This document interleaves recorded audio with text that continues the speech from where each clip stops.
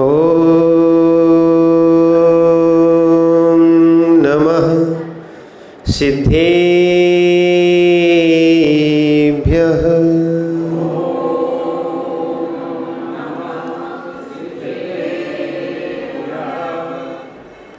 नमः श्रीवरधमानाय निर्धोत्कलात्मने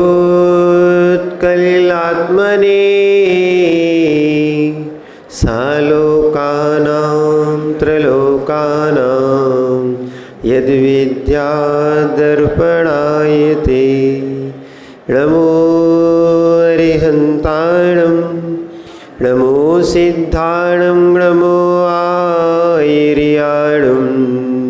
नमो वज्रायाणं नमो लोहे सौसाहुणं कुन्दनवर्णधवलगति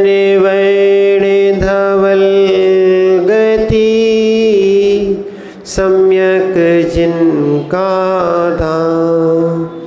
ऐसे गुरु वैराग्य को सत्सत्य बार प्रेरणा सत्सत्य बार प्रेरणा सत्सत्य बार प्रेरणा। जय बोलिए अनंतानंद सिद्ध परमेष्ठी भगवाने की। देवाय देव एक जड़ से आदिनाथ भगवाने की। देवाय देव एक जड़ से चिंतामणि पार्श्वनाथ भगवाने की। देवाय देव एक जड़ से वर्तमान शासन नायक भगवान वर्धमान स्वामी की। परम पूज्य आचार्य भगवान कुंद कुंद स्वामी की। परम पूज्य आचार्य भगवान समंत भद्र स्वामी की। परम पूज्य गणाचार्य गुरु और विराग सागर जी महाराज जी की।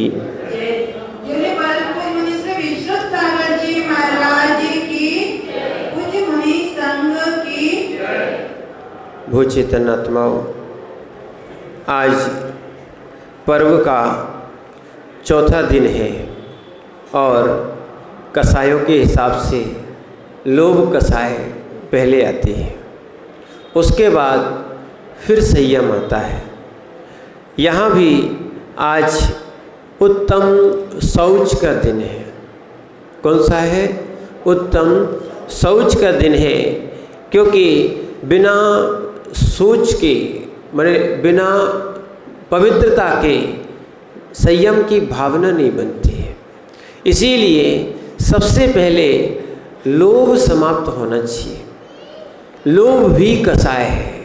कसाय ही नहीं, आचार्यों ने और ग्रंथ की जो पूजा करता भी है उन्होंने भी पूजाओं में लिखा है, लोभ पाप को बाप मखाना।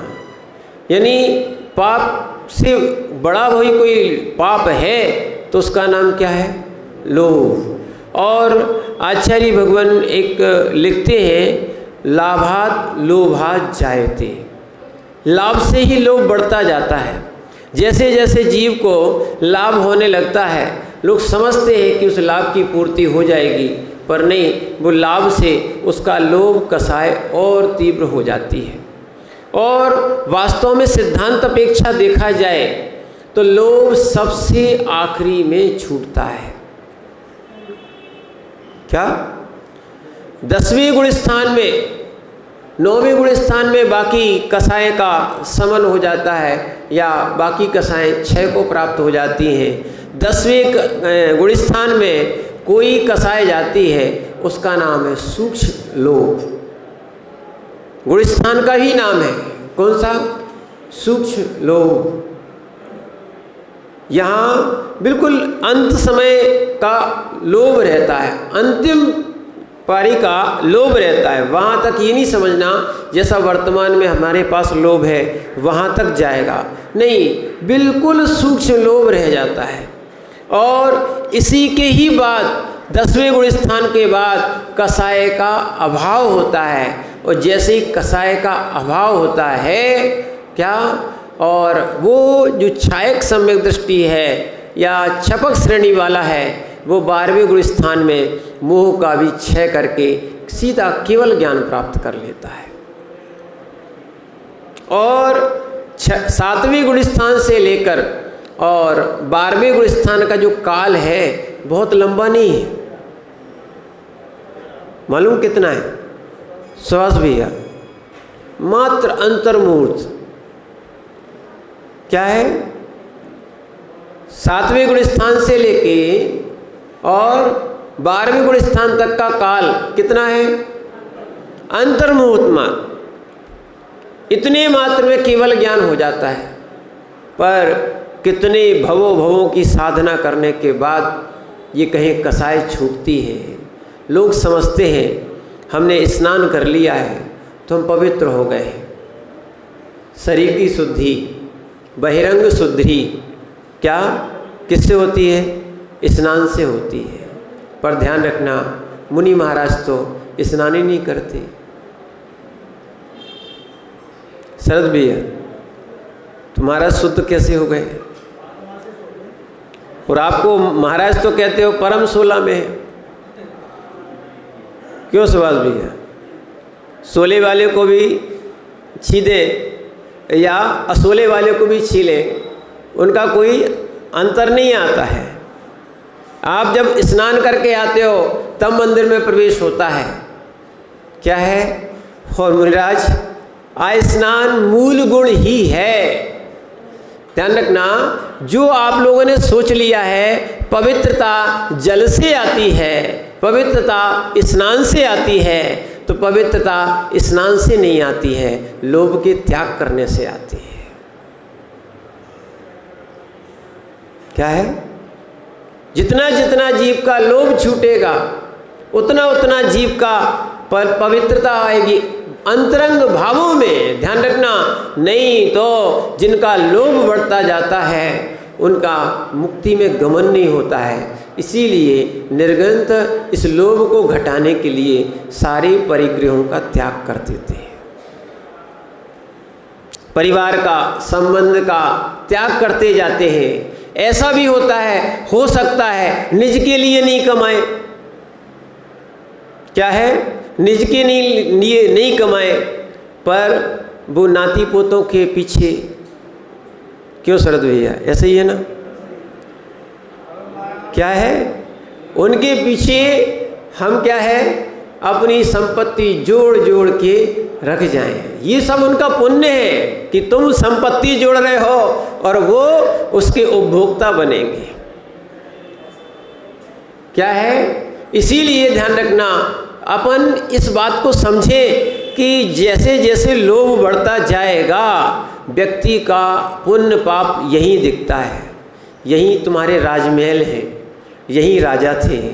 आज देख लो ना, जिनका क्या भारतवर्ष में नाम चलता था, क्या आज कहाँ उनके पुत्रों का नाम चल पा रहा है? 36 का वंश मिलता है क्या? विचार करना, 36 का वंश मिलता है क्या?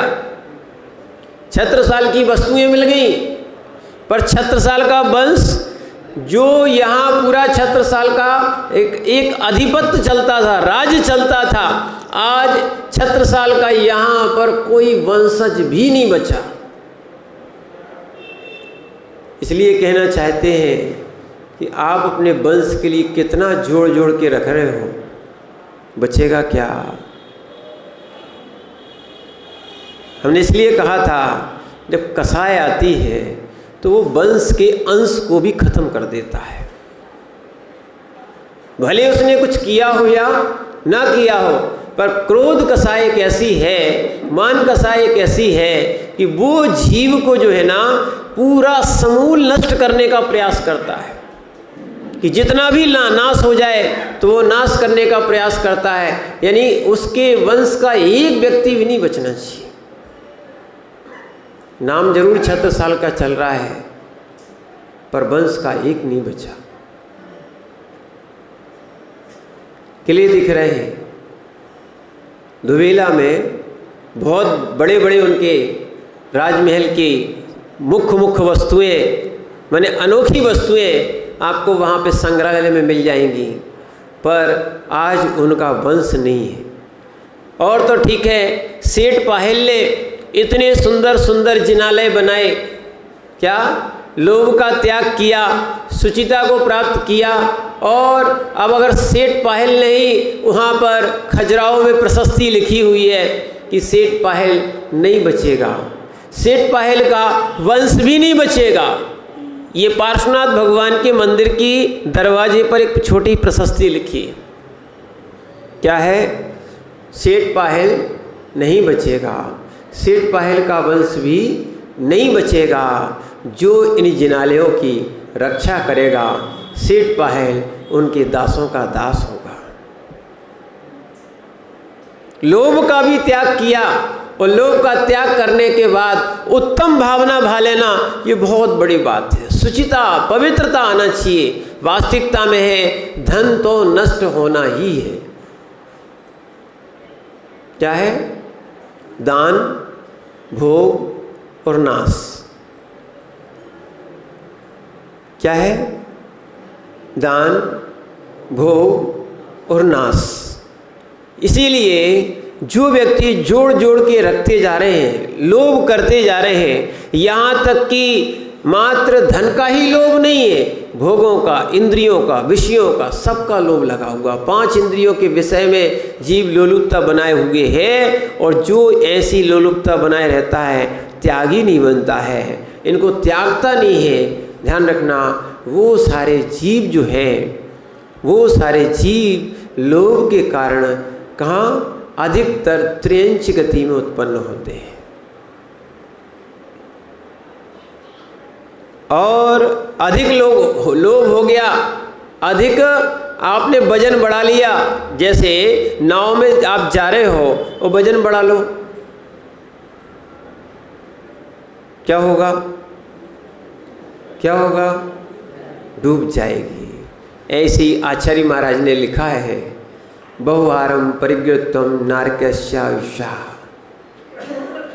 बहुत आरंभ और परिग्रह से नरक आयु मिलती है। नरक का दृश्य आपने देख ही लिया है। ऐसे, ये तो काल्पनिक है, ऐसे जो शास्त्रों में उल्लेख आए हैं, ऐसे बहुत ज़्यादा दुख मिलते हैं। क्यों? कि उन्होंने लोभ किया। इसीलिए आचार्य ने कहा है कि कंखा भाव विणवित्ति किच्चा वैराग्य भावना जुत्तो जो वट्टदी परम मुनि तस्सदु हम हवे सोचम।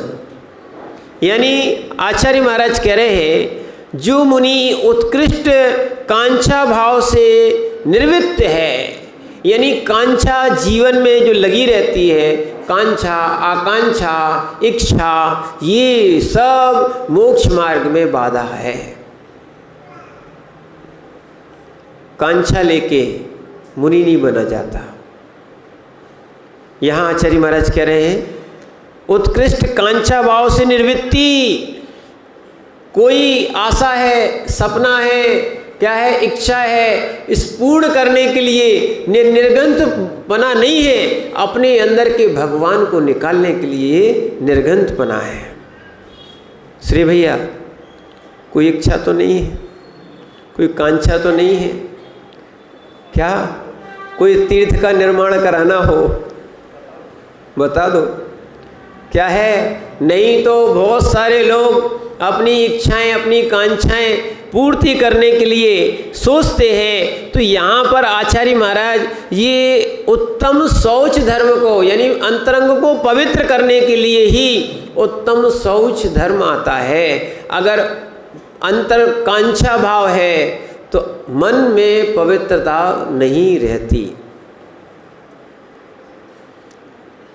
क्या है? इसीलिए निर्गंथ मुनिराज भले स्नान करें या ना रहें, अंतरंग पवित्र है तो बहिरंग भी पवित्र है। और जिनका अंतरंग पवित्र नहीं होगा, उनका क्या है? बाहर का स्नान। बहुत सारे लोग होते हैं कि गंगा स्नान करना, ठीक है, हमने बहुत सा युद्ध कर लिया, बहुत से रागद्वेष पाल लिए, बहुत सी हिंसाएं कर ली, और मात्र आप क्या है? स्नान से शुद्धि मानते हो। तो स्नान से शुद्धि नहीं होती, स्नान से पवित्रता नहीं आती। क्या है? बस बाहर का मल ये बहिरंग में शुद्धि बताई है, पर वो भी मुनिराज भी शुद्धि करते हैं, मल को लगाते नहीं है। ध्यान रखना, कई लोगों की धारणा है कि मैले रहते हैं, नहीं, शास्त्र को कैसे छुएंगे। अशुद्ध अवस्था में अशुद्धियाँ अगर लगी हैं तो मुनिराज भी शास्त्रों को नहीं छूते। इसीलिए कमंडल से, ये शौच का उपकरण है, शुद्धि का उपकरण है, इससे जो है क्या है, वो हाथ का और मिट्टी आदि से या राख आदि से प्रक्षालन करते हैं, पवित्र करते हैं। और ध्यान रखना, पिच्छी इनके पास रहती है, उससे ये मंत्र से शुद्धि करते हैं। क्या है, शौच आदि के बाद पिच्छी से शरीर का मार्जन करके और मंत्र से शुद्धि करते हैं, वायु से शुद्धि करते हैं।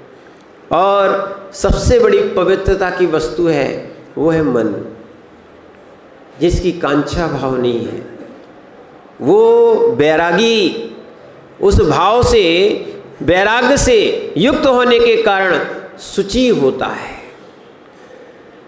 ध्यान रखना, जो निर्गंथ योगी हैं उनकी पवित्रता कैसे समझ में आती है, तो कातंत्र में एक श्लोक आया है, शुचिर भूमि गतम तोयम शुचिर नारी पतिव्रता सुति धर्म परो राजा ब्रह्मचारी सदा शुचि।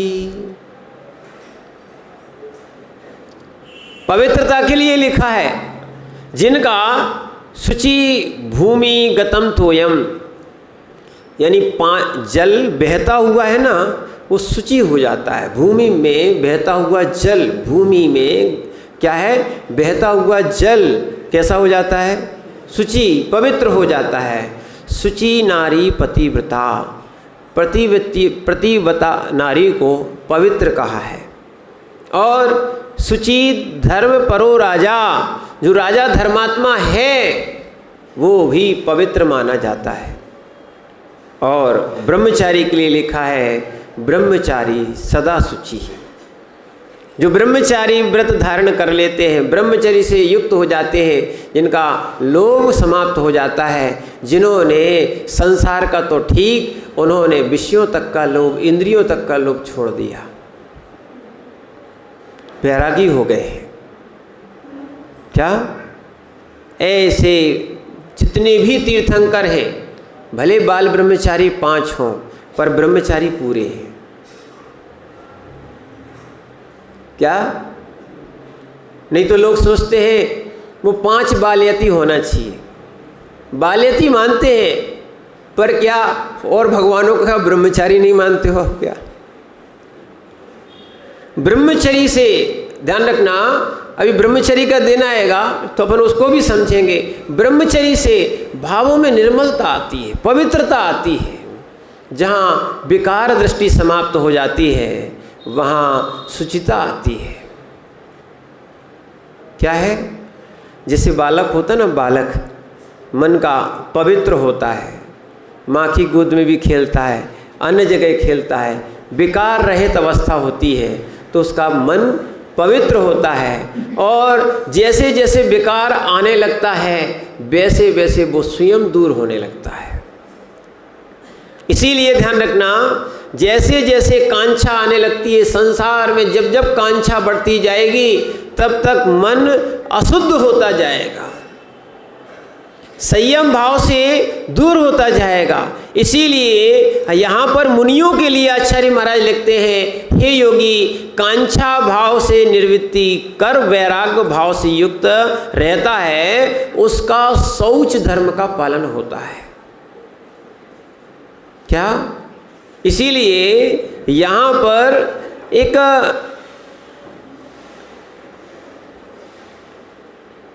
चाणक्य ने भी कहा है, लोभाण चंदेन गुणेन किम, लोभ है तो अन्य किसी दुर्गुण की आवश्यकता नहीं है।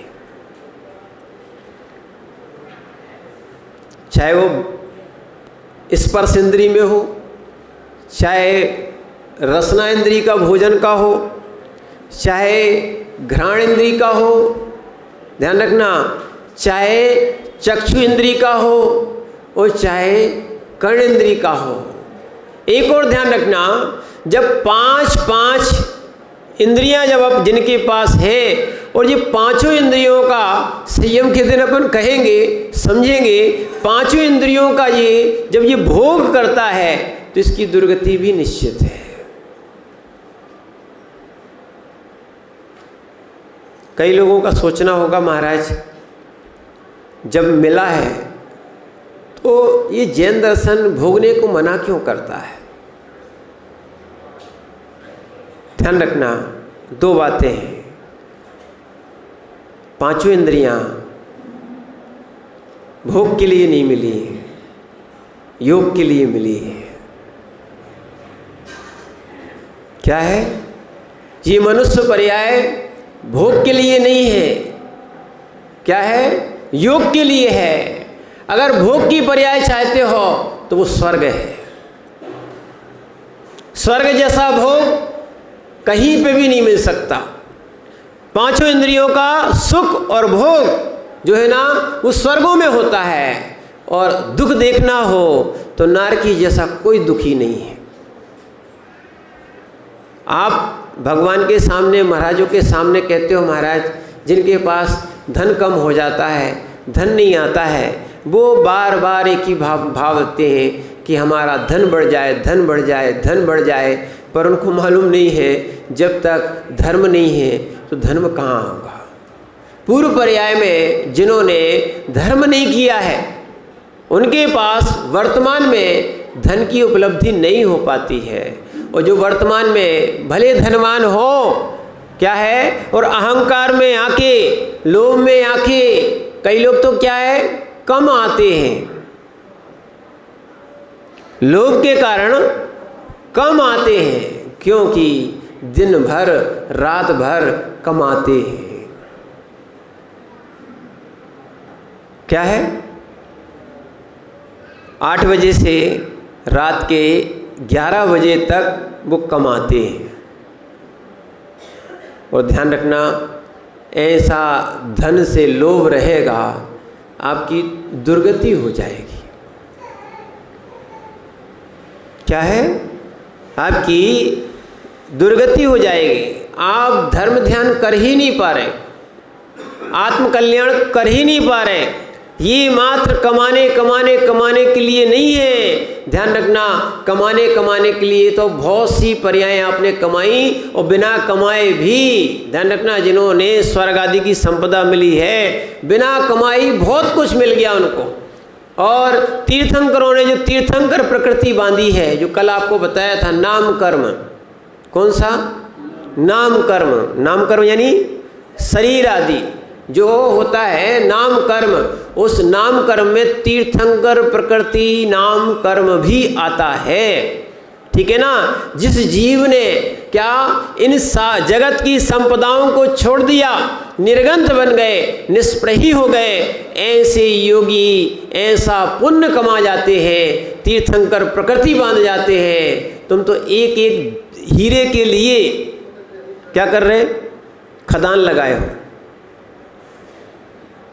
राकेश भैया क्या लगाए हैं? हाँ, पत्थर फोड़ रहे हैं। क्या धो रहे हैं? भी मिट्टी धो रहे हैं, मिट्टी की एक आध हीरा मिल जाए।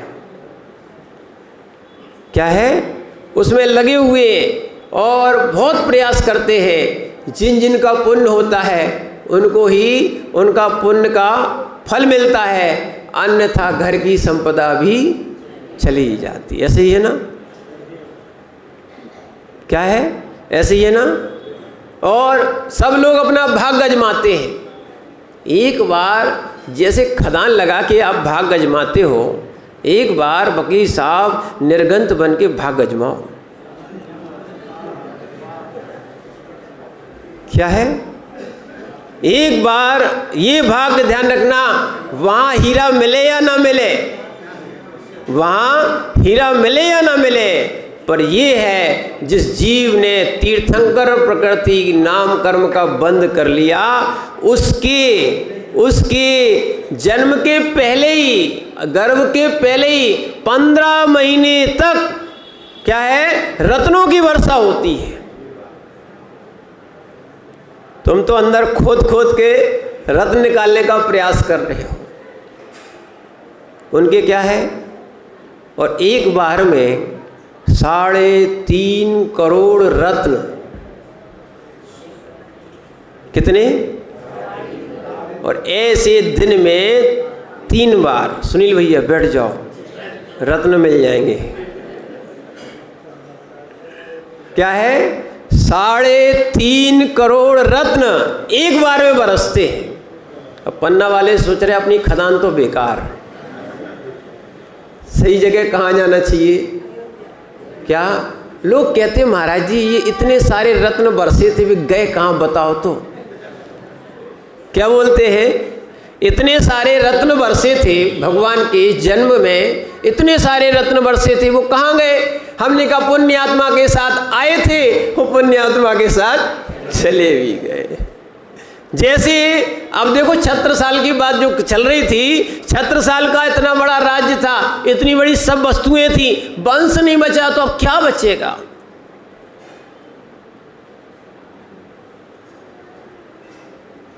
एक और ध्यान रखना, चक्रवर्ती की संपदा चक्रवर्ती के लिए होती है। जैसे ही चक्रवर्ती क्या या तो दीक्षा ले लेता है या उसका स्वर्गवास हो जाता, कहने के लिए, ठीक है ना, क्या हो जाए, स्वर्गवास हो जाएगा, उसकी संपदा उसके साथ, उसका पुण्य उसके साथ। यही होता है, आप यहाँ भी देख लो, बहुत सारे लोग जब उत्पन्न हुए तो उनके साथ उनका पुण्य आया, और जैसे ही क्या है पाप का उदय आया तो बीच में भी हो सकता है, अन्यथा जैसे ही वो जीव जाता है उसके साथ उसका पुण्य भी अधिक से अधिक संपदा 2 या 3 पीढ़ी तक बचती है। क्या है, उसका पुण्य है। अगर उसका पुत्र आदि पुण्यात्मा हुआ तो उस पुण्य का भोग कर सकता है, अन्यथा ऐसा लोभ बढ़ाने के चक्कर में कई लोग सट्टा खेलते हैं, बिना मेहनत के, बिना पुरुषार्थ के, बिना भाग्य के पैसा बढ़ाना चाहते हैं। क्या होता है, जो धन होता है वो भी चला जाता है, ये लोभ का कारण है। इसीलिए आचार्य महाराज यहाँ पर कहते हैं, ये शाम मासा तेषाम कुतः चित्त शुद्धि, ऐसा उन्होंने ज्ञानाणों में कहा है, ध्यान का ग्रंथ है। जिन्हें आशा है, ध्यान रखना, जिन्हें आशा है उनके चित्त की शुद्धि कैसे हो सकती है। चित्त की शुद्धि चाहिए तो माया और आशा, किसी का नाम हो तो क्षमा करना, ठीक है, नहीं तो ये छोड़ना ही पड़ेगा। बिना छोड़े कल्याण होगा नहीं। आशा में आसमान टिका रहता है, आशा में लोग खदान लगाए बैठे हैं कि अब मिलेगा, अब मिलेगा, अब मिलेगा। लोग कह रहे थे महाराज घर के बर्तन बिक जाते हैं और तो ठीक है, फिर भी योग नहीं होता है। देखो योग नहीं होता है तो खोदने खोदने पे भी नहीं मिलता है, खोजने खोजने पे भी नहीं मिलता है, और यदि योग होता है तो ऊपर ही डला मिल जाता है।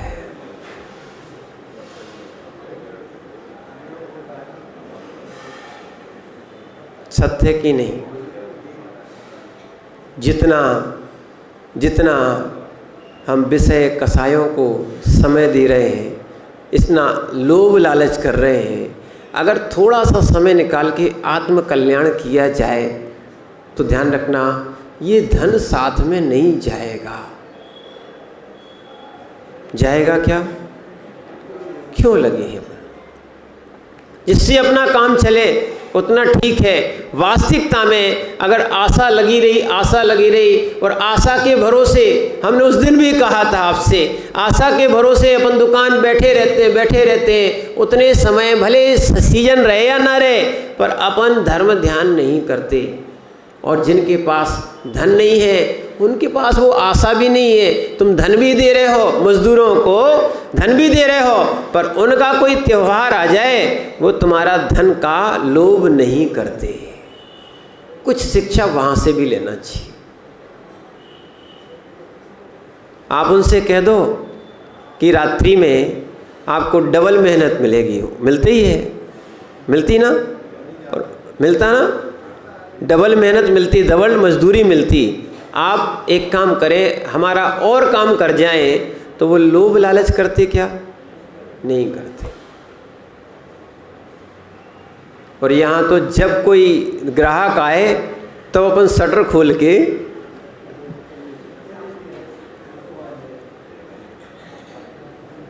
और विचार करना। लोग सोचते हैं क्या ये पुरुषार्थ से पुण्य आता है, पुरुषार्थ से पैसा आता है। वास्तविकता में पुरुषार्थ से नहीं होता, किया पुरुषार्थ, क्योंकि भाग्य और पुरुषार्थ दोनों होना चाहिए। क्या होना चाहिए? भाग्य और पुरुषार्थ दोनों होते हैं तब कार्य की सिद्धि होती है। जैसे निमित्त और उपादान दोनों मिलते हैं तब विशेष कार्य की सिद्धि होती है। ऐसे ही ध्यान रखना, पूर्व में अगर तुमने पंच परमेष्ठी की आराधना की है तो ही तुम्हें ये धन संपदा का योग मिलेगा।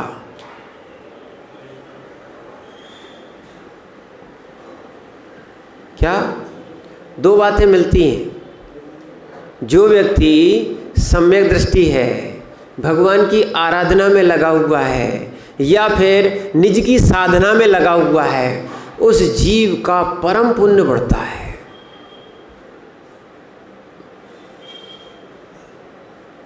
क्या?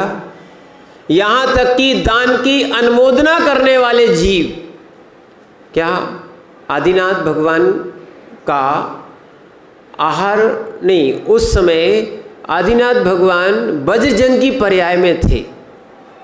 बजजंग की पर्याय में उन्होंने आहार दान दिया। क्या दिया? आगे चल के वो क्या बने? ऋषभदेव इस भरत क्षेत्र के प्रथम तीर्थंकर। उनके साथ जो उनकी श्रीमती थी, देखो उनका भी कल्याण हुआ, उनका जीव भी तीर्थंकर तो नहीं बना, एक भवातारी था। और कौन बना? राजा श्रेयांश। और भी लोग जो त्रियंच अवस्था में थे वो दान नहीं दे पा रहे थे। सुनना, जो दान नहीं दे पाते हैं, यानी आहार दान आदि के पात्र नहीं हो पाते हैं, दे नहीं सकते हैं, जिनका पर्याय ऐसी है या जिनके कुल में ऐसा कोई भेद हो गया है, जो निर्गंथ मुनिराज के हाथ में आहार नहीं दे पाते हैं, कोई विकल्प नहीं करना, ठीक है? ना तो मुनिराज से द्वेष करना, ना कोई विकल्प करना। अगर पर्याय ऐसी नहीं बची है तो कम से कम अनुमोदना कर लो। क्या करो? दान की क्या करना चाहिए? अनुमोदना करना चाहिए। वास्तविकता में लोभी जीव अनुमोदना भी नहीं करता। ठीक है, कोई दान करता है, किसी को बुरा लगता है। क्या है? किसी के अच्छे भाव हुए, किसी ने दान करने का, लोभ त्याग करने का विकल्प किया कि चलो ये अच्छी जगह लग जाएगा तो अच्छा काम आएगा। लोग कहते फालतू का पैसा है, 2 नंबर का पैसा है। या लोग यहाँ तक कहने लगते हैं, पैसा दिखाना चाहते हैं, इसलिए वो क्या कर रहे हैं? अरे भैया, वो व्यक्ति त्याग कर रहा है, दान कर रहा है, ठीक है ना? दान वास्तविकता में, अब वास्तविकता में वर्तमान में बोलियां का सिस्टम हो गया, अन्यथा सब लोग अपना अपना पंचकल्यणक अलग अलग विधान ये स्वयं करते थे। बड़े बड़े जिनालय की स्थापना करने वाले क्या है? देखो, गोमटेश बाहुबली भगवान आज भी जितना सुनना, जितना छत्रसाल का नाम नहीं है, क्या है? वो कर्नाटक की शान है, तो गोमटेश भगवान है। क्या है? पूरे राज्य मानता है इस बात को, इसलिए कह रहे हैं आपसे। देश मानता है तो मानता ही है, पर ध्यान रखना गोमटेश भगवान ऐसे बनाए थे, उस जीव ने अपने इतने निर्मल भाव बनाए। मूर्ति जब बनाई जाती है तो ध्यान रखना, हम आपसे एक बात कहना चाहते हैं, क्योंकि यहाँ भी कुछ लोग क्या है, धर्मचंद शास्त्री की ओर से आए हैं, ये लोग भी एक मूर्ति बना रहे हैं। ऐसे ही गोमटेश भगवान की जब मूर्ति बनाई थी, तब उसकी गोमटेश की माँ की इच्छा थी भगवान बाहुबली की मूर्ति बनाई जाए। मूर्तियों में क्या है, मूल भाव नहीं होना चाहिए। मूर्तियों में आकर्षण होना चाहिए, और वो मूर्ति बन सकती है जब लोभ नहीं हो। क्या है? लोभ नहीं हो, ध्यान रखना। और गोमटेश की मूर्ति निर्लोभ दशा में बनी है। इतनी शुचिता, इतनी पवित्रता है, इतनी सुंदरता है। उससे ये कहा गया था कि जितना इसमें अवशेष पत्थर निकलेगा, छीलन ईलन नहीं निकलेगी, बनिया पे नहीं आना, नहीं तो तुम वही हीरा की छीलन पे पहुंच जाओ तुम। क्या है? इस जिसमें इतना अवशेष पत्थर निकलेगा, ये पाषाण खंड पूरा है, इसमें से मूर्ति बनाना है, छोटी भी नहीं बनाना है। जितना आपको प्रमाण दिया है तो उसका पहले परीक्षण भी किया। ऐसा लगता है, क्योंकि जब अपन गोमटेश की वंदना करने जाते हैं तो बहुत सुंदर सुंदर कई मूर्तियां बनी हैं। ऐसा लगता है बहुत से शिल्पियों को बुला के उन्होंने अलग अलग मूर्तियों का निर्माण कराया होगा, और जो सुंदर शिल्पी होगा, सुंदर मूर्ति बनाने वाला होगा, उससे कहा था तुम तो मूर्ति बनाओ, जितना अवशेष पत्थर निकलेगा उतने वजन का सोना देंगे।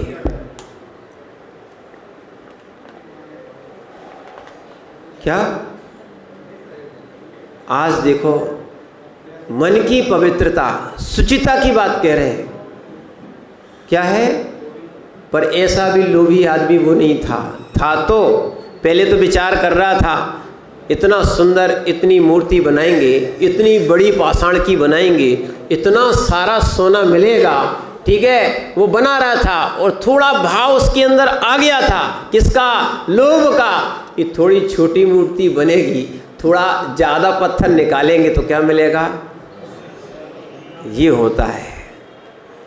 जैसे ही जीव को थोड़ा सा लाभ दिया जाता है कि आप सुंदर मूर्ति बनाओगे तो हम तुम्हारे लिए मुंह मांगा या फिर उतना सोना देंगे, तो अब उसने मूर्ति की सुंदरता की बात तो छोड़ दी, वो क्या देखने लगा?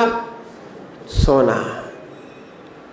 जब उसकी माँ को पता लगा, माँ ने कहा बेटा धन्य वो जीव, क्या जो मूर्ति के लिए अपना सर्वस्व निछावर कर रहा है, और एक तुम हो जो छोटी बनाने के चक्कर में, यानी सोने के लोभ में भगवान को अलग दिख रहे हो और सोने को अलग दिख रहे हो। माँ की बात थोड़े लोग मानते थे, कुछ लोग माँ की बात मानते हैं और कुछ लोग जिनवाणी माँ की बात मानते हैं, उन्हीं का कल्याण हो पाता है।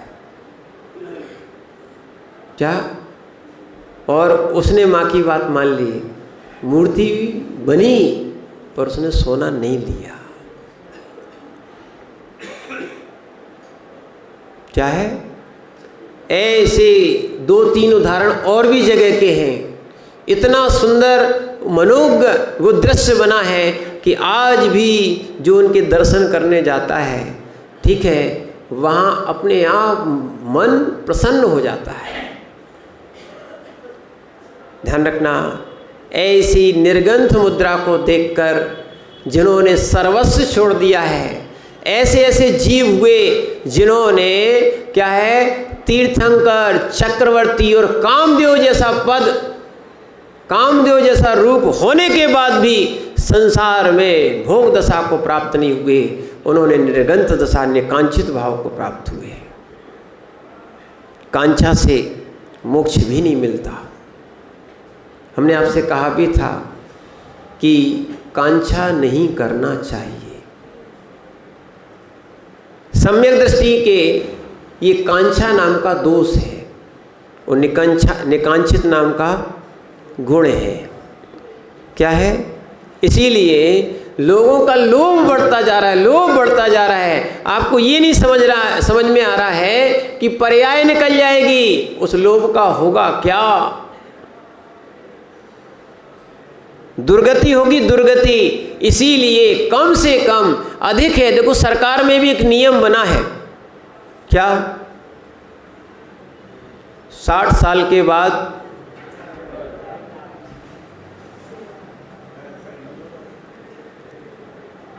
गोभी भैया क्या बना नियम? अज्जू भैया 62 कह रहे हो, इनसे मिल लो, इनने 2 और बढ़ा दी। क्या करें, इनको लोभ ही दिखता है। बीच में घटे भी थे, 58 भी हो गए थे, माने लगभग 60 वर्ष। 60 वर्ष के बाद क्या हो जाना चाहिए था?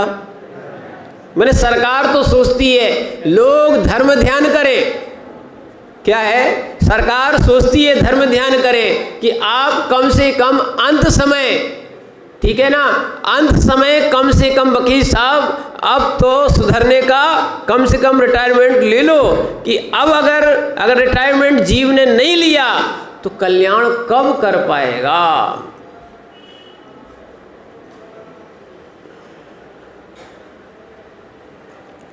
पर लोभ छोड़ने कहाँ देता है। पद प्रतिष्ठा कुछ नहीं। यहाँ तक कि आचार्य भी अपना आचार्य पद छोड़ते हैं। क्या है? जिन शासन की उनने प्रभावना की, अब आगे अपने शिष्यों को या अन्य को आचार्य पद देके कि तुम संघ का, ये तो एक व्यवस्था है। आचार्य पद क्या है? संघ की चलाने की एक व्यवस्था। वैसे तो सब मुनि ही है। क्या है? अच्छे समझना, सब क्या है। इसीलिए चित्तारी मंगल में देखना, अरहंत मंगल, सिद्ध मंगल, साहू मंगल, तो उन्होंने आचार्य उपाध्याय क्यों नहीं लिखा? इसमें समावेश हो जाता है। ये तो पढ़ाने की, शिक्षा देने की, और दूसरी क्या है, संघ को संचालन करने की, समुदाय को संभालने के लिए एक व्यवस्था है। क्या है? वास्तविकता में निर्ग्रंथ मार्ग ही मोक्ष मार्ग है। कौन सा? ऐसे ही आपके लिए भी निर्वृत्ति मार्ग ही मोक्ष मार्ग है। प्रवृत्ति मार्ग संसार मार्ग है। कब तक इस संसार में प्रवृत्तियां चलेंगी? अब निर्वृत्ति लो, धन से, भोग से, आशाओं से, आकांक्षाओं से। कब तक? और ध्यान रखना, अंत तक जितनी आप आशा लगाए रखोगे, आशा बढ़ती रहती है। आप पूजा में ही पढ़ते हो, तृष्णा की खाई वह भर गई, वह कैसी है? रिक्त रही, वह रिक्त रही। इसीलिए लालच बुरी बला है। क्या है? जिसको अधिक कमाने की इच्छा रहती है, और यहाँ तक कि अब लोग, यहाँ तक कमाना तो ठीक है, कमाने के चक्कर में ऐसे ऐसे देश हो गए हैं, रोग फैला रहे, आपस में लड़ा रहे। ये मात्र क्या है? अपनी अर्थव्यवस्था बढ़ाने के लिए। सही है कि नहीं विनय भैया? आज यही चल रहा है, या तो हथियार बेचो या दवाई बेचो। क्या है? सुनना, और एक और समझना अच्छे से। ऐसी लालच होती है कि अंग्रेज तो चले गए, पर वो दो देश के वो ही करा रहे थे। शुरू में 2 बंटवारे उन्हीं की इच्छा थी। क्या है? क्यों आपस में लड़ते रहोगे? एक और ध्यान रखना है, ये नीतियां समझो। आप आपस में लड़ते रहोगे, विकास नहीं होगा।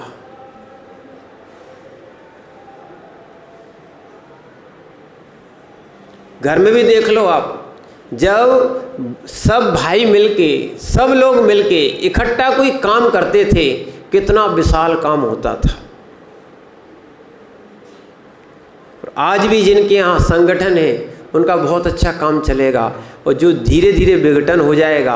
हमने एक जगह बताया था 10 भाई थे वो लोग, क्या जिन में ही राजा खेड़ा की बात बता रहे थे, वहाँ 10 भाई थे। वो स्वयं बता रहे थे हम लोग के यहाँ माने स्पिलर टाइप का जो लगा रहता था, ट्रकों के ट्रक जो है ना वो आते थे और बिकता था। धीरे धीरे हम 10 भाइयों के शादियाँ हुई, अलग अलग घर हुए, यहाँ तक कि एक खेत उनका इतना बड़ा है कॉलोनी निकल जाए। उन्होंने संपदा भी खूब बनाई, पर क्या करें, अब वो संपदा बनाई ना तो ये लालच बहुत बुरी बलाएं होती है। उन्होंने कहा अपन ज़्यादा कमाते हैं, छोटा नहीं कमाता, छोटा ज़्यादा कमाता है, नहीं होता है। तो सब ने धीरे धीरे अपने हिस्से और अपना व्यापार अलग अलग किया। आज वो थोड़ा सा रह गया सबके पास।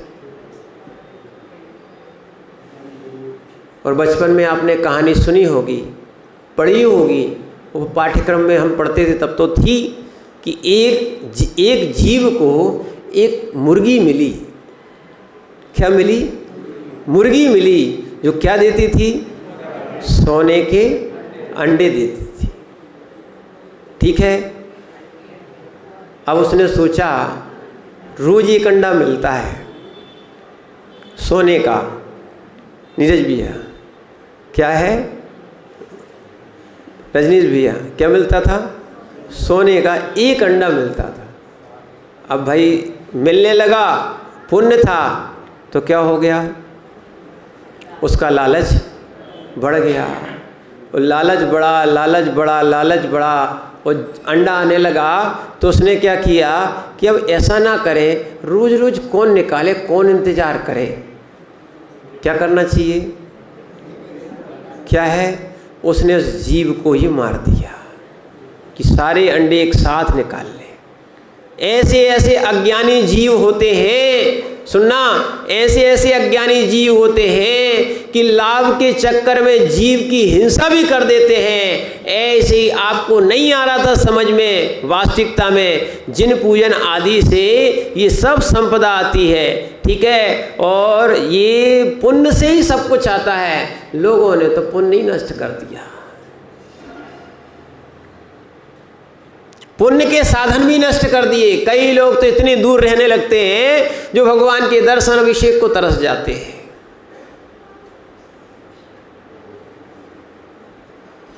समझना।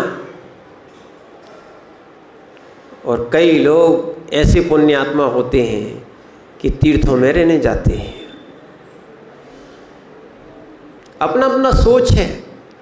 कई लोग विदेशों में जाते हैं, कई लोग अंत समय मुनिराज के चरणों में संलेखना समाधि करते हैं। इसीलिए सुचिता का आनना है तो ध्यान रखना, पवित्रता है, और तभी ध्यान हो पाएगा। आप ध्यान की बात करते हो, मेडिटेशन की बात करते हो, बहुत सारे लोग सामायिक ध्यान की बात करते हैं निर्गंथ मुनिराजों की, क्योंकि हम लोग हैं इस अवस्था में। तो इसलिए निर्गंथ मुनिराजों की भी सामायिक तभी हो पाएगी जब उनके अंदर उत्कृष्ट आपका माने कांक्षा भाव नहीं होगा। अब जगत की चिंताएं नहीं करो, जगत की प्लानिंग नहीं बनाओ, जगत के व्यापार नहीं खोलो, वास्तविकता में है निज का कल्याण करो। और जब ऐसा भाव आता है, ध्यान रखना, आपको लगता ज़रूर है कि निर्गंथों के पास कुछ नहीं होता है, ध्यान रखना, निर्गंथ के अलावा कुछ नहीं होता है।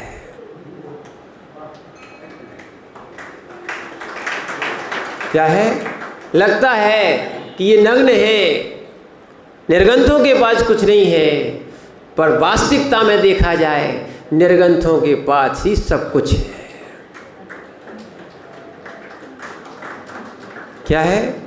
आपके यहाँ खदानों में हीरा निकलता होगा, आपके यहाँ खदानों में हीरा निकलता होगा, पर ये जिन दर्शन की ऐसी खदान है जिसने मन को पवित्र कर लिया, उत्तम सोच से युक्त हो गया, इसके शरीर के अंदर से वो आत्मा हीरा तो नहीं बनती है, पर परमात्मा जरूर बनती है। इसीलिए शुचिता के लिए आप प्रयास करो। जितनी पवित्रता मन में रहेगी उतना आपका विकास होगा। भगवान के सामने भी जाना, कभी कांक्षा भाव लेके नहीं जाना, कोई चीज नहीं मांगना। बोले नहीं मांगेगे तो मिलेंगी कैसे? नवीन भैया ऐसे ही है क्या? क्यों गुड्डा भैया? अपन भगवान की पूजा क्यों करते? अध्यक्ष जी बोल रहे थे पानी खूब बरस रहा है इसलिए पूजा करने आने लगे। ऐसे ही है, भगवान की पूजा क्यों करते? कांक्षा भाव और खुश करने के लिए नहीं, निकांक्षित भाव से। क्यों? हम अपने भगवान को सर्वज्ञ मानते कि नहीं? सर्वज्ञ मानते कि नहीं? मानते ना? सर्वज्ञ मानते कि नहीं? सर्वज्ञ है कि नहीं? मौन क्यों लिया? आज मौन है क्या? सर्वज्ञ मानते कि नहीं? तो वो हमारे मन की बात जानते कि नहीं? मन की तो ठीक, वो अनंत पर्याय जानते हैं। उनके ज्ञान की निर्मलता है, अनंत पर्याय तक जानते हैं, परिणाम भी जानते हैं, पर्याय भी जानते हैं। तो भगवान जब जानने वाले हैं तो कहने की आवश्यकता है क्या? और जो जो भगवान से मांग लेता है, या ध्यान रखना, जो जो निर्गंथ भी बता रहे आपको, जो जो भावलिंगी निर्गंथ मुनिराज और रिद्धिधारी मुनिराज ऐसे मांग लेते हैं, उनको क्या है? चक्रवर्ती पद नहीं, नारायण पद तक मिल जाता। और नारायण पद ये सामान्य पद नहीं है, ये नारायण पद निर्गंथ मुनिराज को ही निदान से मिलता है। पर ध्यान रखना, इसका फल, मांगने का फल अच्छा नहीं होता। दूसरी वो पर्याय तो अच्छे भोगते हैं, पर उनको कहाँ जाना पड़ता है? नियम है, निदान का फल नीचे ही जाना होता है। इसलिए लालच नहीं करना चाहिए। लालच बुरी बला है, कहने में तो अच्छी लगती है। अगर लालच ही करना है तो मोक्ष मार्ग की करो, सम्यक मार्ग की करो, भोगों की नहीं करो, क्योंकि भोग रोग बन जाते हैं। इसलिए ध्यान रखना, हम ऐसी एक चीज़ अपने अंदर रखें जिससे पवित्रता आए। ध्यान रखना, आप जब भी लालच करोगे भाव बिगड़ेंगे। और होता है, पर पढ़ते जरूर हैं, पर वो पढ़ा रहता है कि देख दूसरों की बढ़ती को नहीं, देख दूसरों की बढ़ती को ईर्षा ईर्षा, बस ये आपकी भावना बन गई है। ऐसे लोगों के ऐसे क्यों? अगर कोई ने पहन ली है, कोई को दिख गई है, कहाँ जहाँ भी दिख गई है, अब हमें वो चाहिए, कैसे हो, जैसे भी बने, चाहे घर में क्लेश हो, चाहे घर में शांति हो। ऐसे लोगों की जो है ना, ये होड़ आ गई है। उस लालच ने ही क्या है, अंदर की शांति भंग कर दी है, शुचिता खत्म कर दी है। इसीलिए हम इस शुचिता को प्राप्त करने के लिए संतोष प्राप्त करें। क्या होना चाहिए? सुखी कौन हो सकता है? सब तो आप जानते हो क्या है? संतोष धन सबसे बड़ा धन है, और यही पवित्रता लाता है। तो आचार्य महाराज कहते हैं, सुचरि भावम सोचम, जिसके अंदर शुचिता आएगी वो सोच धर्म को प्राप्त कर पाएगा। हम भी शुचिता को धारण करें तो हमारा कल्याण होगा। ओम नमः सिद्धि।